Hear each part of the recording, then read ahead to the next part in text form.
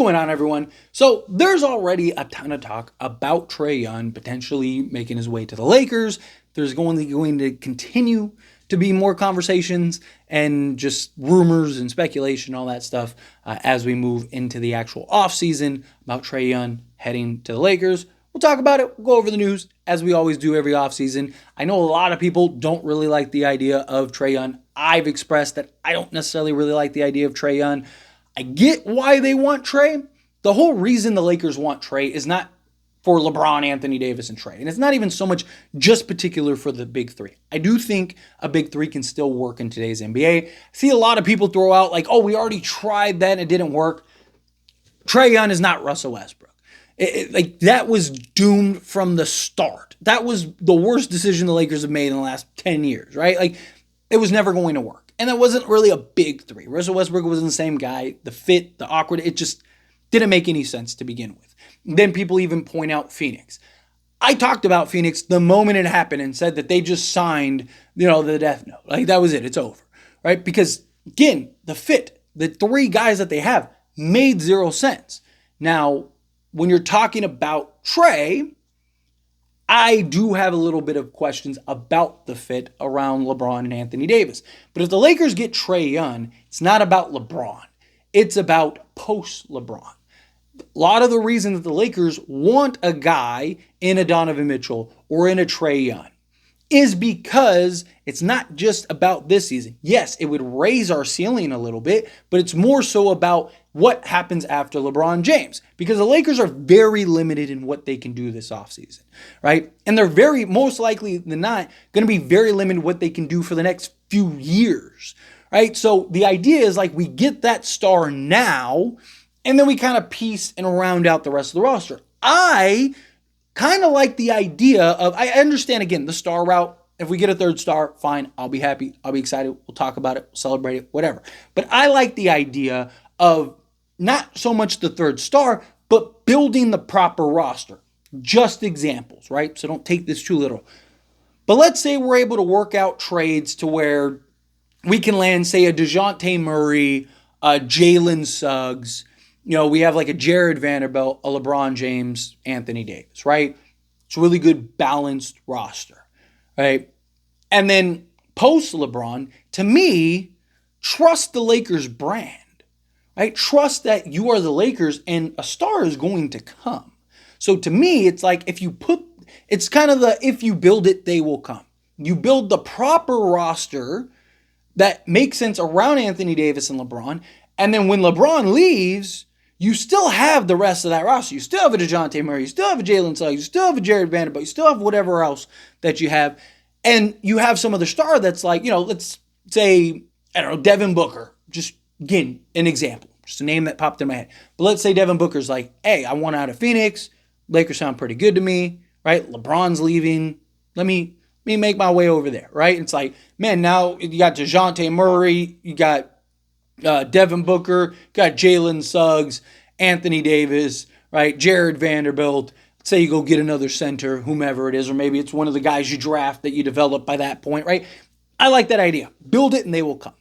But for being honest, if the Lakers can land another star, guess what? They're going to go get another star. It's what the Lakers do.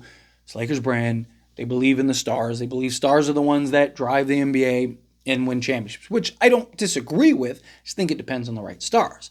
But Trae Young, the big narrative right now is he is no longer a Klutch client. He has changed and made the business decision to move away from Klutch into a new agency. And so there's a lot of talk about that impacting him potentially coming to Lakers, that could even potentially mean he's not coming to Lakers. That's not the case, right? Again, Klutch, obviously, if he was still part of Klutch, kind of drives the narrative more. That kind of gives more likelihood that it happens. But again, the Lakers aren't trading for Trae or looking to trade for Trae because he's a Klutch client.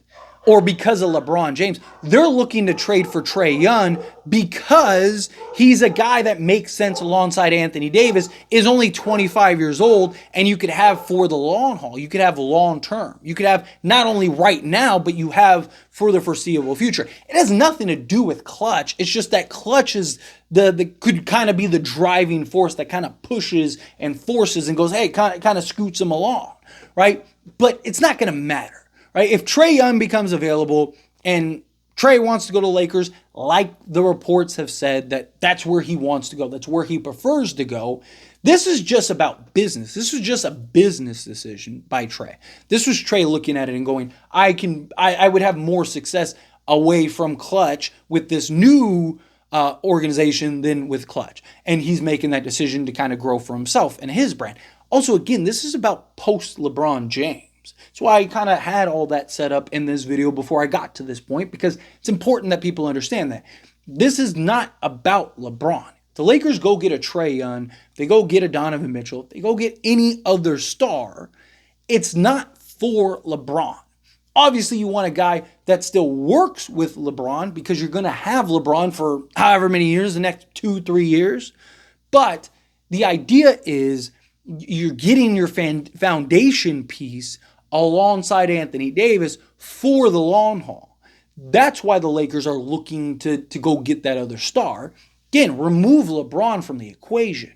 LeBron has nothing to do with this, right? I assume that the Lakers are going to kind of, at least have the thoughts of like, how does this guy look alongside LeBron? But LeBron said it himself.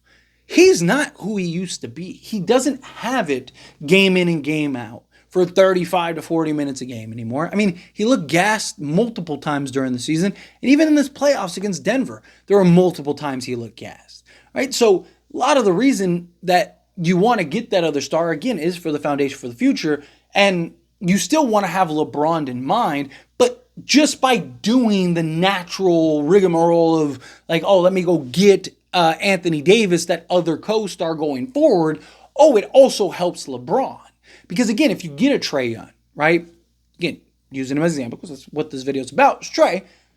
You get a Trae, right? He immediately elevates Anthony Davis because of his playmaking ability, right? And how good he is at kind of getting the bigs, good spots, good shots, good opportunity, right? Well, now he takes all that pressure off of LeBron for the playmaking ability, right? And then also Trae Young's ability to go score the basketball. Again, he's not very efficient. He's not this great guy. I have issues with Trae. I've talked about it before.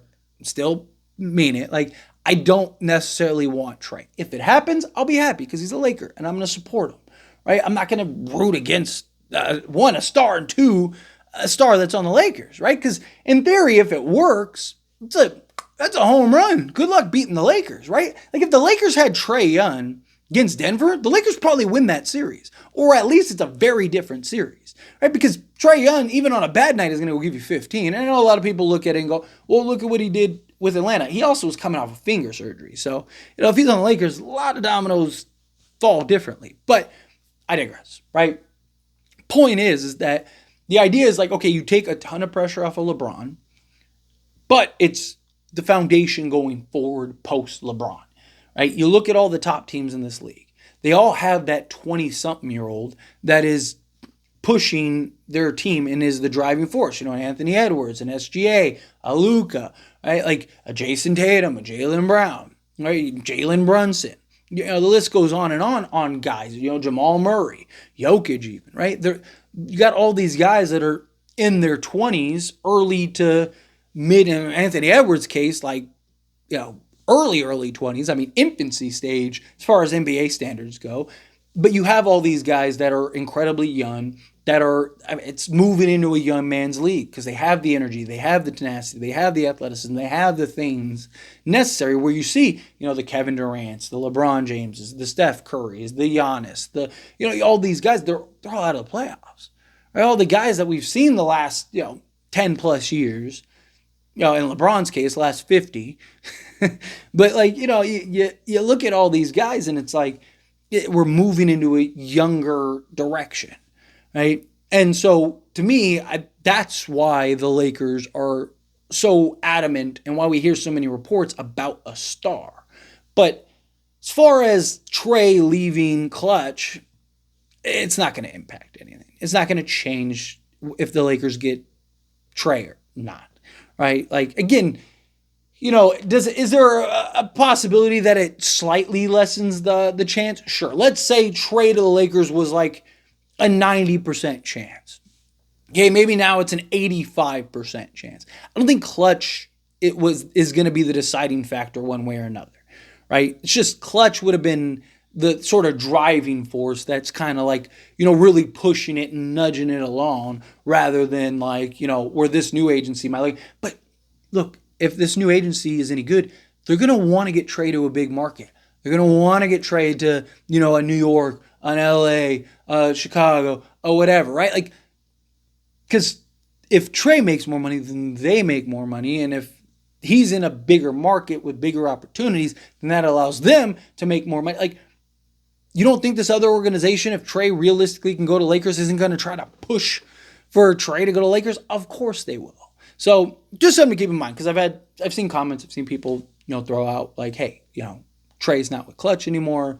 What do I think? This, that, and the other. So here it is. Here's the video. But anyway, as always, this is a discussion. Pass a question on you. Let me know your thoughts and opinions down in the comments below. What do you think? How do you feel? What are your thoughts? Do you agree with my points? Do you disagree with my points? Do you have concerns? Do you think, no, like Trae going to leaving Klutch impacts it? Do you think, nah, it's not going to change it either way? Again, whatever your thoughts are, however you feel. Also, do you even want Trae on the Lakers? I know a lot of people, it kind of seems indifferent. Some people do, but it seems like there's a lot more people that don't. I don't, if I'm being honest, I don't, right? But I don't think it's going to be as bad as some people make it out to be. It just depends on what the rest of the roster looks like. How do you shape and mold what's left, right? If you're kind of throwing all your eggs into the Trae Young basket, it's just kind of like you got Trae Young, Max Christie, Jared Vanderbilt, LeBron James, and Anthony Davis with like Christian Wood and Gabe Vincent. Like, it's not doing much. But, like if you could turn D'Lo into something, like, again, let's just say Jalen Suggs, just using him as an example, right? So if you could turn D'Lo into Suggs and, maybe Max Christie takes some strides and you got Jared Vanderbilt, you got Christian Wood, and maybe go get a Valanciunas or something, right? And, like now you got 8, 9, 10. Like, I'm not worried about the depth with Trae Young. I'm more worried about just the quality as well as like the fit. But again, how do you feel? Let me know down in the comments. That being said, love to hear it. Let me know. If you haven't liked this video, hit that like button. Helps me a lot. Helps me enjoy these types of videos, and I truly appreciate it. Not subscribe to the channel, hit that subscribe button. Turn on the bell notifications. Appreciate y'all. See you in the next one. Thank you.